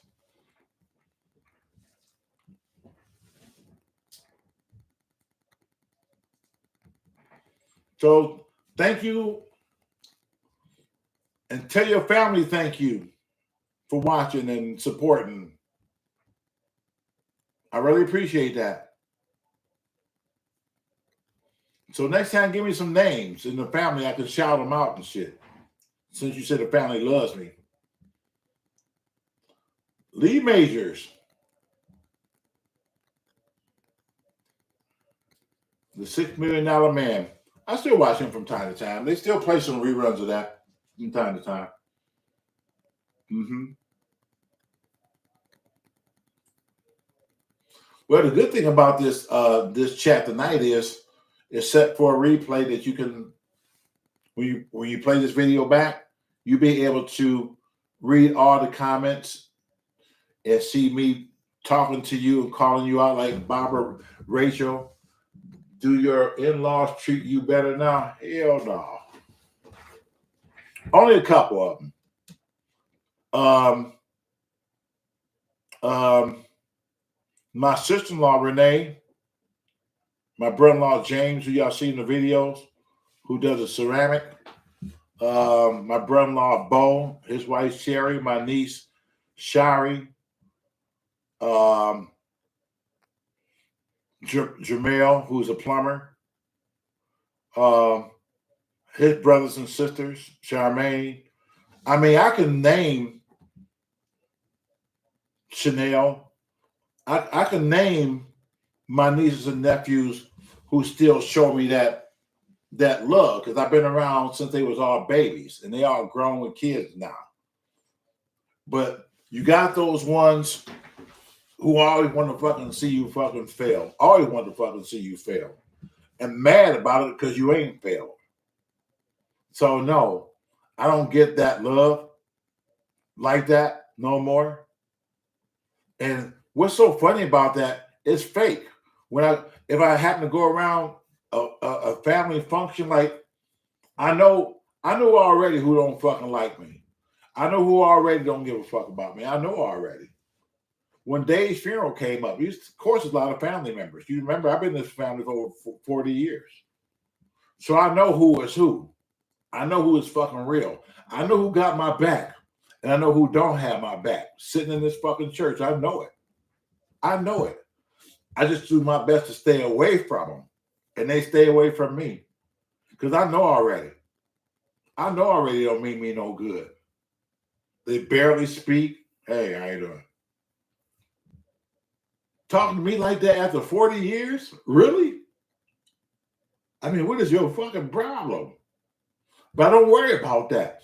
I told somebody the other day, don't ever fucking worry about what somebody think about you or say to you or say about you. Who gives a shit? If that person's not contributing to what it is you need to do in life, if that person is not paying your fucking bills and keeping a roof over your fucking head, if that person is not even putting a morsel of food in your mouth, don't ever worry about what that person think of you. Ever. And that's a problem. A lot of people always worried about what somebody else fucking think of them. Why? And the first thing, so-and-so don't like me. I don't know why. I ain't did nothing to that motherfucker for him to act like this towards me. Blah, blah, blah, blah, blah, blah. Who gives a fuck? You think he give a fuck? He's not sitting there thinking about you. Why are you thinking about him or her? Why?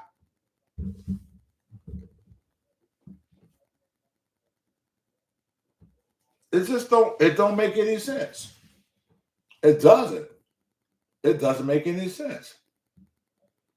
I want to know who my fucking snakes are. I want to know who the people who don't like me. I want to know who they are.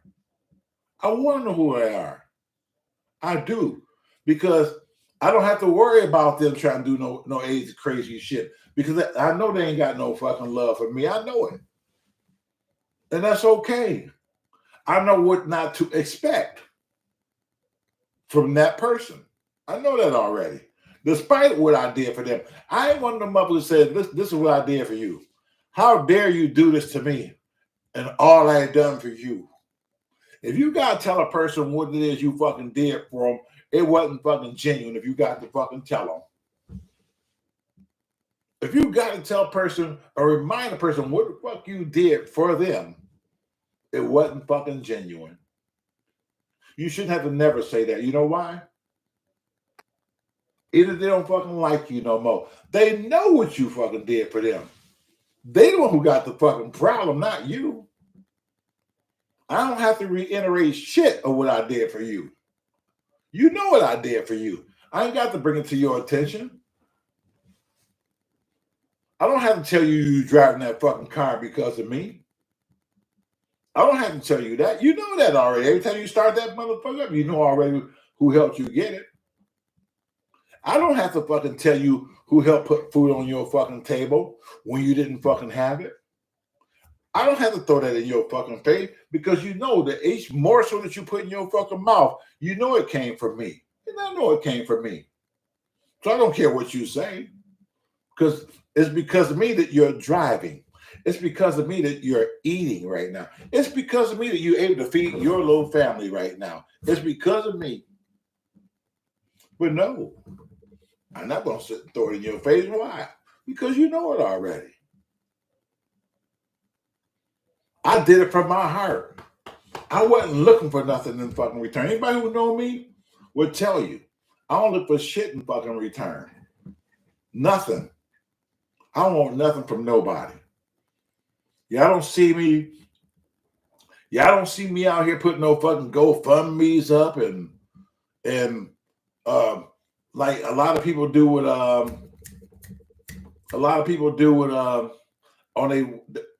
YouTube and on Facebook when they post videos like this or whatever, they had a cash app information at the bottom. I ain't mad at you. If you hustling, do what you do. But I ain't never asked nobody for a fucking dime. Never. I ain't never got here and asked nobody for shit. Donate to me $1 or donate me $5. I ain't never did no shit like that. Never. And guess what happened? People automatically know who you are and what type of person you are. They're going to send you money anyway. Half the damn time. I can't tell you the times I went to my fucking P.O. box and people who watch me, probably people I never even fucking talked to, send me gift cards for Outback Steakhouse or Texas Roadhouse. $20, $50, $60. Go have lunch on me. I never asked nobody for nothing. Nothing. My P.O. box is out there anyway. It's business. It's a business address. So everybody know my P.O. My shit. And they send me shit all the time. I ain't never asked nobody for a fucking dime. Nothing. Nothing. But I reach back out to them until when I get it and say thank you. I appreciate it. Because I do. Nobody had to fucking take their hard-earned money to go get me a Outback or a Texas Roadhouse gift certificate.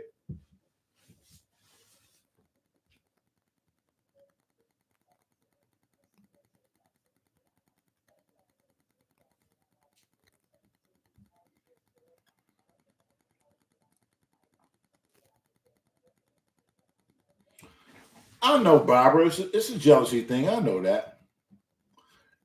Listen, I say it all the time. There's people out here who's waiting on you to fucking fail. They can't wait. They can't wait till you fall on your ass so they can say, see, I told you. You got people out there just waiting on that. And their only satisfaction in life is to see you fucking fail. Their only satisfaction in life is to see you fucking fail. Life is complete for them because you failed. Their life is complete because you failed. How the fuck that sound?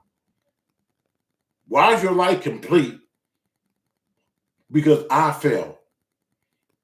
You had no right to begin with.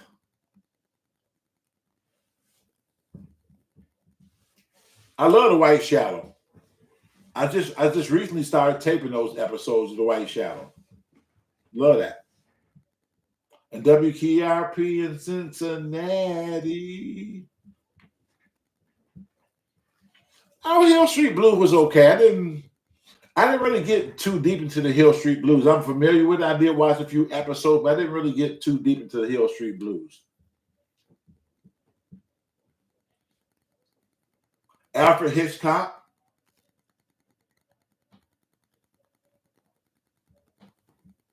Twilight Zone. I love Twilight Zone.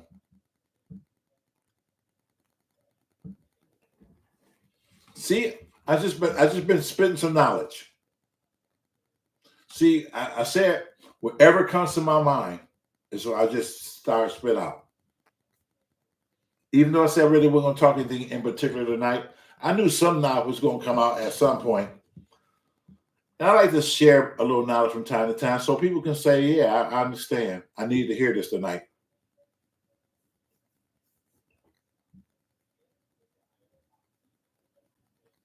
I need to hear this tonight. Well, listen here, guys.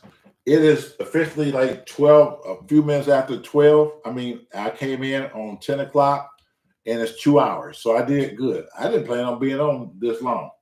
But I just want to come in and have my Shea Show family come in so they can greet each other. Because sometimes that's the only way you guys can communicate when I come on. And you guys can communicate with everybody here. It's like, this is a big family here. So I love it. So I'm bringing my family in. I'm going to bring my family out tonight. Thank you for tuning in to the Shea Show. I really appreciate you for taking out your time because you didn't have to be here. You could have been somewhere else. But I appreciate the fact that you stopped here to see me. Until then, we'll see you at the next location.